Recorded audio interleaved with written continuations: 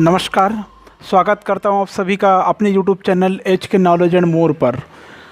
मैं उमेश कुमार आज आपके लिए फिर से एक नया टॉपिक लेकर आया हूं। एग्रीकल्चर साइंस से रिलेटेड ये टॉपिक है। जैसा आपको पता है कि पिछला वीडियो मेरा इलेक्ट्रिसिटी पावर एनर्जी पर बना हुआ था, उसी के आगे मैं आज बात करने जा रहा हूँ common devices used in domestic electric fitting के बारे में। अर्थात घरों में आप किस प्रकार की विद्युत फिटिंग करते हैं, कौन कौन सी सामान्य युक्तियां आप प्रयोग करते हैं, इसके बारे में मैं बात करूंगा। क्योंकि स्टेट गवर्नमेंट का जो एग्ज़ाम होता है उसमें ये कई बार सवाल पूछा गया है कि घरों में प्रयुक्त विद्युत फिटिंग की सामान्य युक्तियों के बारे में वर्णन करिए, कि जानकारी दीजिए, ऐसे सवाल आता है। या इसमें से कई कंटेंट शॉर्ट में भी पूछ दिया जाता है। ठीक है, तो उसको लेकर मैं आज आपके सामने आया हूँ। अगर आपने इससे पहले चैनल को सब्सक्राइब नहीं किए हैं तो मैं चाहूँगा कि चैनल को पहले सब्सक्राइब कर लें, ताकि आपको हमेशा इसी प्रकार की वीडियो की जानकारी मिलता रहे। बेल आइकन को प्रेस करना बिल्कुल नहीं भूलेंगे, ताकि वीडियो की जानकारी आप सबको पहले मिल जाए। वीडियो अच्छा लगता है हेल्पफुल है, नॉलेजफुल है, तो प्लीज़ वीडियो को लाइक ज़रूर करें, शेयर करें। चलिए शुरू करते हैं आज का video. Common device used in domestic electric fitting. ऐसे कौन कौन से युक्तियां हैं जो हमारे घर में विद्युत फिटिंग में हम लोग प्रयोग करते हैं, उसके बारे में मैं यहाँ पर आपको चर्चा करने जा रहा हूँ। फर्स्ट डिवाइस के बारे में मैं बात करूँगा। पहला डिवाइस है, इसमें हम लोग सिंपली जानते हैं कनेक्शन वायर। ठीक है, कनेक्शन वायर आप लोग सभी देखे होंगे, जानते होंगे, ये किसी से छुपा नहीं है, लेकिन फिर भी ये इस चैप्टर में है, इसलिए मैं आपको बता रहा हूँ। इस सब्जेक्ट में है, सिलेबस में, इसलिए मैं बता रहा हूँ। कनेक्शन वायर क्या है? आपको पता है कि इलेक्ट्रिक करंट को घर के अलग अलग भागों तक पहुँचाने के लिए कई प्रकार के विद्युत उपकरण को, कई प्रकार के इलेक्ट्रिसिटी apparatus को विद्युत परिपथ से जोड़ने के लिए तांबे का, कॉपर का या एल्युमिनियम का मोटे तार का प्रयोग किया जाता है। आपने देखे होंगे आपके घर में जो वायर लगा हुआ है वो मेनली या जनरली कॉपर का ही होगा या एल्युमिनियम का होगा। ठीक है, एल्युमिनियम या कॉपर का हो सकता है। ये इसके तार आपके घर में प्रयोग किए जाते हैं। ये जो तार होता है ये चारों तरफ रबर या प्लास्टिक से जैसे अवरोध पदार्थ, प्लास्टिक जैसे अवरोध पदार्थ से ये ढका हुआ रहता है, कवर्ड रहता है। ये नेक्ड नहीं होता, नग्न नहीं होता, खाली तार नहीं होता, इसके चारों तरफ क्या रहता है? रबर या प्लास्टिक का कवर्ड रहता है। समझ में आया ना? जिससे इनमें परस्पर अवांछनित संपर्क ना हो पाए, कभी भी दो वायर के बीच में, दो तार के बीच में संपर्क ना हो पाए, इसलिए। ठीक है, इस प्रकार के स्ट्रक्चर आपको देखने को मिल सकता है। अगर मैं इसको नाम दूं कॉपर और एल्युमिनियम, अगर नाम देता हूँ, LLL आता है, एल्युमिनियम का नाम दूँ, तो इसके ऊपर आपको इस प्रकार से ऐसा बना हुआ कवर्ड मिलेगा, जो कि रबड़ का बना होगा या प्लास्टिक का होगा, रबड़ या प्लास्टिक का होगा। तो ये जो कवर है ये रबर का होगा और प्लास्टिक का होगा, ये ध्यान में रखेंगे आप, रबर या प्लास्टिक का होगा, जिसके कारण ये दो तार आपस में नहीं मिल पाता। ये बीच का हो गया आपका कॉपर या एल्युमिनियम का। इस प्रकार से एक कवर्ड रहता है चारों तरफ। ठीक है, सेकेंड इसमें डिवाइस की मैं बात करूं तो सेकेंड डिवाइस में आता है, ये भी जानते हैं आप लोग, स्विच भी जानते हैं आप लोग। तो स्विच क्या होता है? आपको पता है कि इलेक्ट्रिक करंट को जो हम परिपथ तैयार किए रहते हैं घर में, एक जगह से दूसरी जगह पर जो कनेक्शन लेके गए रहते हैं, उसको उसमें धारा, मतलब विद्युत धारा, इलेक्ट्रिक करंट को बहने से रोकने या चालू करने में इसका हम उपयोग कर सकते हैं, इसका हम प्रयोग करते हैं। ठीक है, ये जो स्विच होता है ये आपके मेंस और दूसरे इलेक्ट्रिसिटी apparatus या डिवाइस के साथ श्रेणी क्रम में जोड़े जाते हैं। ठीक है ना? कौन से क्रम में जोड़े जाते हैं? श्रेणी क्रम में जोड़े जाते हैं। याद रखेंगे, जो स्विच होता है उसके स्विच को हमेशा लाइव वायर के साथ जोड़ा जाता है। ठीक है ना? अगर आप वायरिंग करना चाहते हैं, वायरिंग सीखना चाहते हैं, तो यहाँ पर कुछ बेसिक चीज़ें, बेसिक रूल्स भी है आपके इस कंटेंट में, उसके बेस पे आप सीख सकते हैं। कईयों के लिए कौतूहल का विषय रहता है कि भाई वायरिंग कैसे करते हैं, तो आपको पता होना चाहिए। अगर स्विच लगा रहे हैं तो स्विच लाइव वायर के साथ जोड़ेंगे। किसके साथ जोड़ेंगे? लाइव वायर के साथ। याद रखना, लाइव वायर के साथ इसको कनेक्ट करेंगे स्विच को। और इसका उपयोग कहाँ पर कर रहे हैं हम? परिपथ में धारा को बहने देने के लिए या रोकने के लिए, चालू करने के लिए या रोकने के लिए इसका प्रयोग करते हैं। नेक्स्ट कंटेंट की बात करें तो इसमें आता है प्लग पॉइंट आता है। प्लग पॉइंट को आप लोग क्या बोलते हैं? और इसका एक स्पेशल नेम आता है, plug point and plug top. ठीक है ना। मैं बता देता हूँ, प्लग पॉइंट या प्लग टॉप को आप लोग कहते हैं सॉकेट, कहते हैं ना, सॉकेट्स बोलते हैं आप लोग। तो ये पता होना चाहिए सॉकेट्स क्या होता है। और जिसमें आप लोग मोबाइल का चार्जर डिवाइस लगाते हैं ना, वही है सॉकेट, उसी के बारे में बात कर रहे हैं। ये जो प्लग पॉइंट होता है, इसमें दो खोखले बेलनाकार सॉकेट विद्युत होते हैं, जिसका जो लकड़ी पर या फाइबर पर या स्टील बॉडी पर फिट किए रहते हैं। ठीक है ना। सॉकेट का जो पिछला वाला हिस्सा रहता है उसको इलेक्ट्रिसिटी के मेंस कनेक्शन जहाँ से आया है वो मेन कनेक्शन वहाँ से जोड़ देते हैं। श्रेणी क्रम में एक स्विच भी लगा देते हैं इसमें। ठीक है। स्विच के द्वारा प्लग पॉइंट का संबंध हम मेन से जोड़ा या अलग किया जा सकता है, मतलब मेन के साथ में हम जोड़ सकते हैं स्विच के द्वारा या उसको अलग कर सकते हैं। तो ये हो गया प्लग पॉइंट। ठीक है। प्लग जो होता है, टॉप में धातु के दो बेलनाकार पिन होती है, आपने देखे होंगे, निकाल कर देखना सॉकेट को, आपको समझ जाएंगे प्लग पॉइंट। ठीक है ना। किसके बनी होती है? और उस टॉप में धातु के दो बेलनाकार पिन होती है जो प्लग पॉइंट के सॉकेटों में फिट होता है। लेकिन सॉरी प्लग पॉइंट मतलब होता है प्लग। ठीक है ना। सॉकेट में फिट करने वाला प्लग की बात कर रहे हैं हम लोग, प्लग पॉइंट की, सॉकेट नहीं है, ध्यान रखेंगे। सॉकेट क्या है? जिसमें प्लग फिट होता है वो सॉकेट है। क्लियर है? तो उसके बारे में भी मैं बता देता हूँ। Socket, next socket. ठीक है। तो पहले प्लग पॉइंट। प्लग क्या हुआ? धातु की बनी हुई टॉप में कोई धातु की दो बेलनाकार पिन होती है। ठीक है। जो प्लग पॉइंट के सॉकेट में फिट हो जाती है। पिन के पिछले भाग पर उसमें कनेक्शन के लिए दो तार द्वारा विद्युत उपकरण, या आप किससे जोड़ सकते हैं उसको? विद्युत उपकरण या किसी डिवाइस से जोड़ सकते हैं आप उसको। प्लग टॉप को प्लग पॉइंट में फिट कर देने से उपकरण का संबंध मेन से हो जाता है। प्लग टॉप को प्लग पॉइंट में फिट कर देने से उपकरण का संबंध मेन से हो जाता है। प्लग टॉप को प्लग पॉइंट से फिट करेंगे तो उसका संबंध मेन से हो जाएगा। ठीक है। प्लग आप जनरली देखे होंगे, आपके मोबाइल का चार्जर का प्लग देखे होंगे आप लोग, फैन का प्लग देखे होंगे आप लोग, कूलर का प्लग देखे होंगे।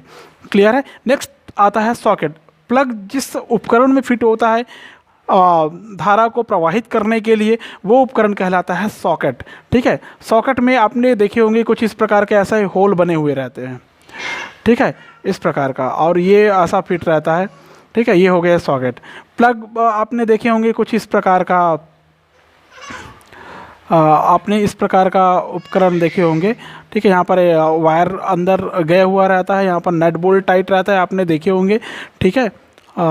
इस प्रकार का, और ये हो गया धातु की बनी हुई दो पिन ऐसा।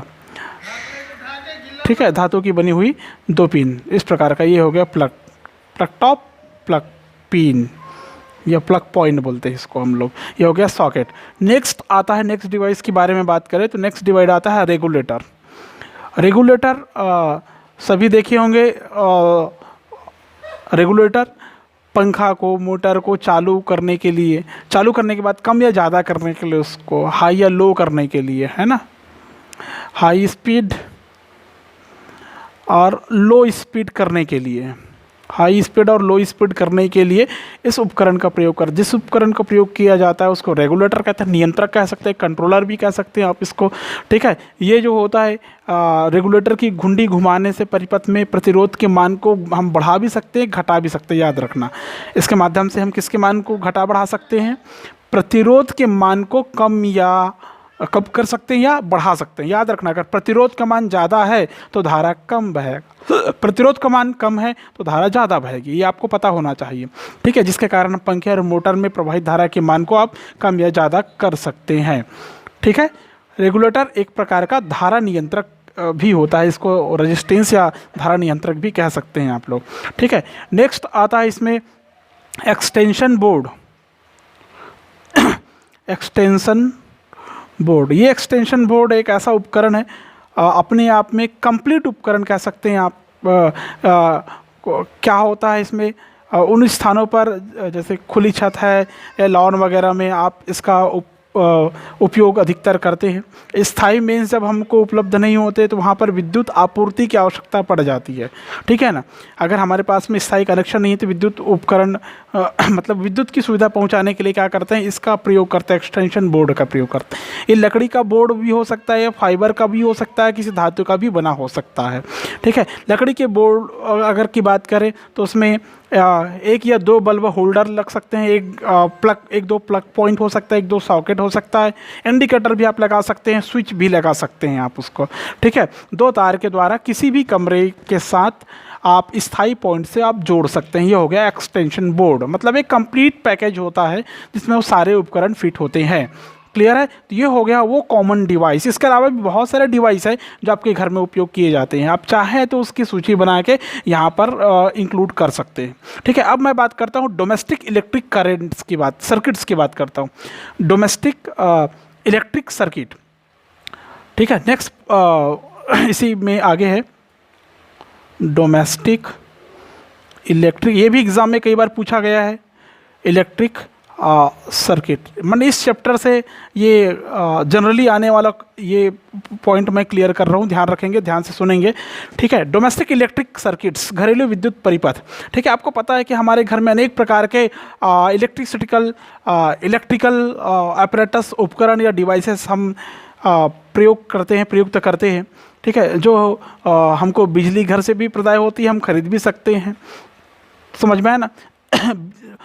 पावर प्लांट से लेकर आपके घर तक विद्युत ऊर्जा भूमि के अंदर या भूमिगत केबल के द्वारा, या आपने देखे होंगे पोल लगे रहते हैं, देखे होंगे पोल, ठीक है, पोल के द्वारा, खंभों के द्वारा खींचे गए तार से पहुंचता है। याद रखेंगे आपके घर में कहाँ से, पावर प्लांट से कैसे पहुंचा, या तो फिर ज़मीन के नीचे खोद कर, या तो फिर सीधा खंभे में ऊपर तार के द्वारा, तार तो सभी देखे होंगे खंभे में लगा हुआ, ठीक है। उसमें 3 तार होते हैं बताया जा रहा है, जिनमें फेस, लाइव, न्यूट्रल या अर्थ तार कहा जाता है, ठीक है। तो देखिए कौन कौन सा, ये जो डोमेस्टिक इलेक्ट्रिक सर्किट है ये कुछ इस प्रकार होता है। ये लाइव तार क्लियर है, एक न्यूट्रल तार, समझ में आया, और एक अर्थ तार। 3 प्रकार के तार हो गए, 3 प्रकार के वायर हो गया, live, neutral and then earthing, ठीक है। क्लियर है। ये तीनों आपके घर के विद्युत मीटर में गया हुआ रहता है। किस में गया हुआ रहता है, विद्युत मीटर में। मान लो ये एक उपकरण है, ठीक है, इस उपकरण को हम लोग बोलते हैं विद्युत ऊर्जा खपत मीटर, मीटर लिख रहा हूँ मैं, सिंपल मीटर, ठीक है। ये जो मीटर है इस मीटर तक गई हुई रहती है, यहाँ पर सब अंक लिखा रहता है 0 1 2 3 एट्सेट्रा, मीटर तक आई हुई रहती है, ठीक है। ये होता है लाइव वायर, ठीक है, मध्य का न्यूट्रल वायर सॉरी, और नीचे का अर्थिंग वायर। ये हो गया 3 वायर, 3 तार खंभे में आपको लगभग दिखाई देंगे, कभी कभी 4 और 5 भी दिखाई देंगे, भूल धोखे में नहीं रहेंगे आप लोग ना, ठीक है। ये मीटर तक आई, मतलब मीटर तक आई, और मीटर के बाद में एक्सप्लेनेशन और सुनिए। जो लाइव तार होता है इस पर लाल रंग का कवर रहता है, रेड कवर से ढका हुआ रहता है, ठीक है। इसका काम होता है करंट लाने का कार्य करता है। जो न्यूट्रल तार होता है उस पर ब्लैक रंग का कवर चढ़ा हुआ रहता है, ब्लैक। क्लियर। देखो जो लाइव वायर रहता है उसमें लाल रंग का कवर चढ़ा रहता है, जो न्यूट्रल वायर रहता है उसमें ब्लैक रंग का कवर चढ़ा रहता है, जो धारा को वापस लाने का काम करती है। याद करना, धारा इसी से न्यूट्रल से होकर वापस आती है, यहाँ से जाती है, यहाँ से आती है, यहाँ से जाएगी ऐसे और वापस यहीं से ऐसे आएगी। क्लियर है, समझ में आ गया। और जो अर्थिंग तार होता है उसको बिजली घर में ज़मीन से जोड़कर 0 पोटेंशियल पर, 0 विभव पर रखा जाता है, ठीक है। उसको किससे जोड़ते हैं, न्यूट्रल तार को जमीन से जोड़कर 0 विभव पर रखा जाता है इसको, ठीक है। अब तीसरा आता है अर्थिंग तार, अर्थिंग वायर की बात। इसमें जो होता है ग्रीन कवर लगा होता है, ग्रीन कवर, ठीक है। कभी कभी ये कलर बदल सकता है, ब्लू भी हो सकता है, रेड भी हो सकता है, येलो भी हो जाता है, तो कंफ्यूज नहीं होंगे आप। मतलब ये पहचानने के लिए इस प्रकार के कलर का उपयोग करते हैं, ठीक है। आप चाहे तो कोई दूसरा कलर भी प्रयोग कर सकते हैं, लेकिन आपको पता होना चाहिए आप किसको लाइव बना रहे हैं, किसको न्यूट्रल बना रहे हैं, किसको अर्थिंग बना रहे हैं। क्लियर है। ठीक है। ये जो तार होता है अर्थिंग तार, इसमें कोई विशेष प्रकार की धारा प्रवाहित नहीं होती। इसे जमीन में गहराई पर गड़ाई गई धातु की एक प्लेट से जोड़ देते हैं, जैसे छड़ लगा देते हैं, नीचे कोयला डाल देते हैं, नमक डाल देते हैं, उसके माध्यम से इस तार को ज़मीन तक पहुंचाया जाता है। तो समझ में आ गया। हाँ, घर में जो विद्युत ऊर्जा प्रदाय करने के लिए खंभे पर या मीटर के पहले एक फ्यूज जोड़ा जाता है। मतलब ये मीटर में है, मीटर के बाद में ये जाता है फ्यूज पर जाएगा। कहाँ पर जाएगा? फ्यूज पर जाएगा। कैसे जाएगा? कुछ इस प्रकार से हम ये स्ट्रक्चर बनाते हैं इसको, ठीक है। ये ऐसा फ्यूज, इसको हम लोग फ्यूज मानेंगे। फ्यूज़, कंडक्टर बोल सकते हैं आप इसको, फ्यूज़। ये हो गया फ्यूज़। फ्यूज़ से होता हुआ कहाँ जाएगा? ये आप फ्यूज़ से जोड़ देते हैं। फ्यूज़ से जोड़ने के बाद घर के भीतर केबल को विद्युत मीटर से पहले जोड़े थे आपने, ठीक है। आपने फ्यूज़ से जोड़े उसको। फ्यूज़ से जोड़ने के बाद में आप इसको मेन स्विच तक पहुंचाएंगे। कहाँ तक पहुंचाएंगे इसको? मेन स्विच तक पहुंचाएंगे। मेन स्विच, आपके घर में मेन स्विच लगा होगा, देख लेना, नहीं पता तो पूछ लेना कि कौन सा मेन स्विच होता है, ठीक है। मेरे को कमेंट करके ज़रूर बताना कौन सा मेन स्विच होता है, ठीक है। ये हो गया एक तार, लाइव तार। दूसरा तार मैं यहाँ से निकाल रहा हूँ जिसका वर्णन न्यूट्रल वायर के रूप में किए थे, तो इस प्रकार की, ठीक है। अब ये जाएगा सीधे डिस्ट्रीब्यूटर को जाएगा, डिस्ट्रीब्यूशन बॉक्स को जाता है, डिस्ट्रीब्यूशन बॉक्स को जाता है। मीटर से निकला, फ्यूज के पास गया, फ्यूज से मेन स्विच में गया, मेन स्विच से डिस्ट्रीब्यूटर में जाएगा, जहाँ से विभिन्न भागों में आप कनेक्शन लेके जाएंगे। क्लियर है? मीटर में सभी प्रकार के संयोजन एक वितरण बॉक्स के द्वारा फ्यूज के माध्यम से आप कर सकते हैं। मेन स्विच का उपयोग विद्युत ऊर्जा के प्रदाय को बंद करने के लिए कर सकते हैं। मेन स्विच का उपयोग कब करते हैं? जब हमको यहाँ से जो इलेक्ट्रिक करंट आ रही है उसको रोकना है, तो इसका प्रयोग करके हम इसको रोक सकते हैं, बंद कर सकते हैं, ठीक है ना। इस मेन स्विच के बाद में अलग अलग परिपथ में अलग अलग फ्यूज लगा सकते हैं आप, मतलब आपके घर में उपयोग के आधार पर फ्यूज का उपयोग कर सकते हैं। फ्यूज को हमेशा लाइव तार के साथ, लाइव वायर के साथ में श्रेणी क्रम में जोड़ा जाता है। इस क्रम में जो जुड़ा है देखिए दिखाई दे रहा है आपको। अगर मैं इसको ए हिस्सा मान लूँ, इसको बी हिस्सा मान लूँ, तो ये एक कंडीशन कहलाता है, श्रेणी क्रम कहलाता है। कौन सा क्रम कहलाता है? श्रेणी क्रम कहलाता है, ठीक है। घरों में सामान्यतः हमारे घर में जो विद्युत उपकरण लगे होते हैं वो हमेशा समानांतर क्रम में लगे होते हैं। आपने समानांतर क्रम में जोड़ा जाता है, आपने देखे होंगे, ठीक है। एक जगह क्या रहता है आपका, मीटर वगैरह, मेन स्विच वगैरह रहता है, वहाँ से चारों तरफ फैला हुआ रहता है केबल या कनेक्शन, तो वो हो गया समानांतर क्रम में, ठीक है। मुख्य धारा जो होता है, लाइन में विद्युत परिपथ में भिन्न भिन्न धारा भेजी जा सकती है और करंट को भेजी जा सकती है, ठीक है। अर्थात हम लोग अगर घरेलू परिपथ की बात करें तो उसमें दो अलग अलग मुख्य धाराएं लाइन से ली जाती है। सामान्य हमारे घर के उपकरण के लिए हम लोग 5 एम्पियर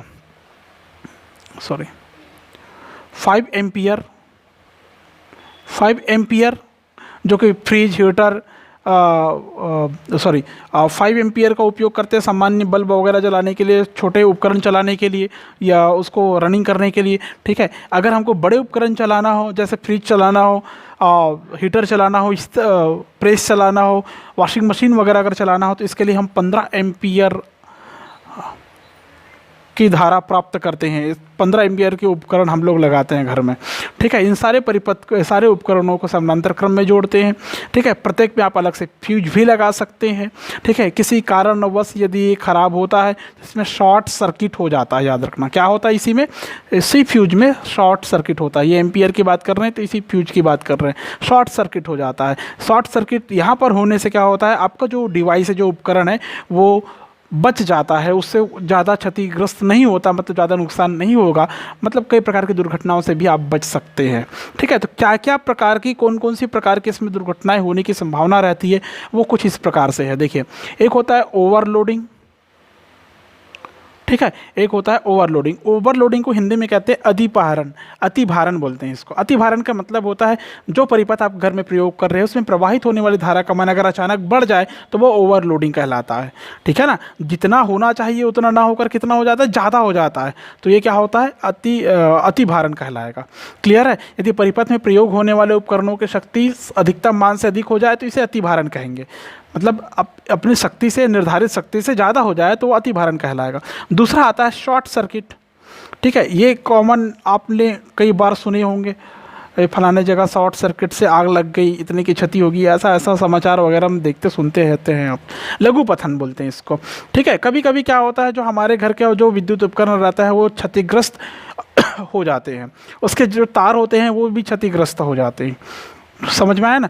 तो उसके क्षतिग्रस्त होने से जो फेज़ रहता है, फेज़ मतलब लाइट वायर जो रहता है और जो न्यूट्रल वायर रहता है, वो आपस में किसी प्रतिरोधक के संपर्कित हो जाते हैं, मतलब आपस में मिल जाते हैं। आपस में मिलने से क्या होता है, परिपथ का प्रतिरोध शून्य हो जाता है, जिससे परिपथ में अत्यधिक धारा बहने लगती है। याद रखना, परिपथ में अगर प्रतिरोध शून्य हो गया तो धारा अधिकतम बहना शुरू कर देगी, अधिकतम मान से बहेगी, अधिकतम पावर से बहेगी, जिसके कारण शॉर्ट सर्किट होने की संभावना ज़्यादा रहेगी। विद्युत उपकरण क्षतिग्रस्त हो जाते हैं, और इस विद्युत उपकरण से क्षतिग्रस्त होने से बचने के लिए कभी कभी आग भी लग जाती है, याद रखना, शॉर्ट सर्किट से उस क्षतिग्रस्त होने से बचने के लिए, अस्त व्यस्त होने से बचने के लिए फ्यूज़ का प्रयोग करते हैं हम लोग। किसका प्रयोग करते हैं? फ्यूज़ का प्रयोग करते हैं। अर्थात इसका जो मेन पार्ट होता है वो होता है फ्यूज़ वायर।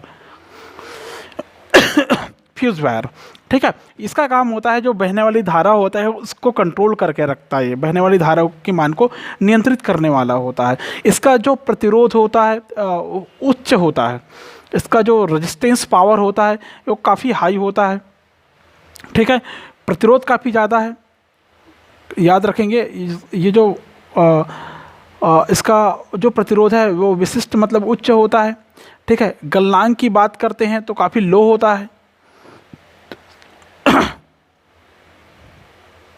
बॉइलिंग कैपेसिटी इसमें काफ़ी लो होता है, जल्दी गलता नहीं है, जल्दी गलने वाला होता है, मतलब गलनांक कम गलनांक वाले पदार्थ होता है, ठीक है।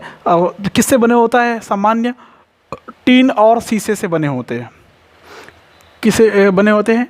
Tin, SN tin, and then PB lead, शीशे, इससे बने होते हैं। फ्यूज वायर किससे बने होते हैं? किसके मिश्र धातु होते हैं? टीन व शीशे के मिश्र धातु का बना छोटा सा तार होता है, जिसमें होकर अधिक से अधिक एक निश्चित प्रबलता में, अर्थात 2, 5, 10, 15 एम्पियर तक की आप करंट प्रवाहित कर सकते हैं, ठीक है। इतना करंट आप प्रवाहित कर सकते हैं। इससे ज़्यादा हुआ है तो टूट जाएगा। किसी भी परिपथ में सीमा से अधिक अगर आप धारा प्रवाहित करते हैं तो यही तार फ्यूज़ वायर बोलते हैं, जिसको आप ये पिघल कर टूट जाता है, जिससे जो ज़्यादा विद्युत पावर है वो डिवाइस तक नहीं पहुंच पाता, डिवाइस सुरक्षित रहता है, ठीक है। अब यहाँ पर आप इस उपकरण में टूटे हुए तार को बदलकर आप इसको फिर से ठीक कर सकते हैं।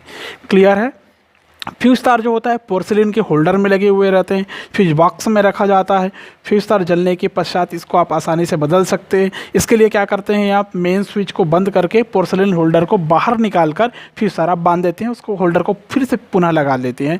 तो अतिभारण की स्थिति से बचने के लिए फ्यूज़ तार का उपयोग किया जाता है। याद रखना, फ्यूज़ तार का प्रतिरोध अधिक, गलनांक कम रखा जाता है, इसका आसानी से गलने वाला होता है, तो ठीक है। प्रतिरोध अधिक होने के कारण, अधिक होने से जो ओवरलोडिंग की स्थिति होती है उसमें फ्यूज़ तार जल्दी गर्म हो जाता है। कम गलनांक होने के कारण ही जल्दी पिघल जाता है, मतलब क्या होगा, शॉर्ट सर्किट हो गया बोलेंगे, ठीक है। मतलब उससे आपका कोई उपकरण क्षतिग्रस्त नहीं होगा, ठीक है। इस बेस पे अब आप क्या कर सकते हैं, elementary idea of domestic wiring ये प्राप्त कर सकते हैं। घरों की वायरिंग का प्रारंभिक ज्ञान आप यहाँ से प्राप्त कर सकते हैं कि घर में आप कैसे कैसे वायर कैसे कैसे कनेक्शन करते हैं, ठीक है। आपने देखी होंगे घर में जो कनेक्शन करते हैं, जो मीटर होता है, मीटर में एक होता है इन, दूसरा होता है आउट, ठीक है ना। जैसे यहाँ से 2 कनेक्शन आया है, तो ये 2 कनेक्शन की मैं बात कर रहा हूँ, ये 2 कनेक्शन यहाँ पर आया, मीटर में कनेक्ट रहता है, नीचे की तरफ रहता है ये दोनों, मान लो ये दोनों कनेक्शन यहाँ पर है, ठीक है। ये हो गया इन, यहाँ से आया कनेक्शन, ये केबल ऐसे आया 1 और ये आया 2, ठीक है। और यहाँ से होता है आउट, ये हो गया 30, ये 4, ठीक है। मतलब यहाँ से इन हुआ, यहाँ से आउट हो रहा है, यहाँ से मीटर में आया और मीटर से निकल कर मीटर से निकला, ये लाइव तार है, तो इसमें फ्यूज़ जुड़ा हुआ है। क्या जुड़ा हुआ है? फ्यूज़ जुड़ा हुआ है। फ्यूज के बाद में ये सीधा कहाँ पर जाएगा? मेन स्विच पर जाएगा, ठीक है। मेन स्विच से होता हुआ घर के विभिन्न भागों तक फैलता है, ठीक है। इस प्रकार आप घर में वायरिंग की प्रारंभिक ज्ञान इससे प्राप्त कर सकते हैं, ठीक है। उम्मीद करता हूं कि आपको ये वीडियो समझ में आया होगा, पसंद आया होगा।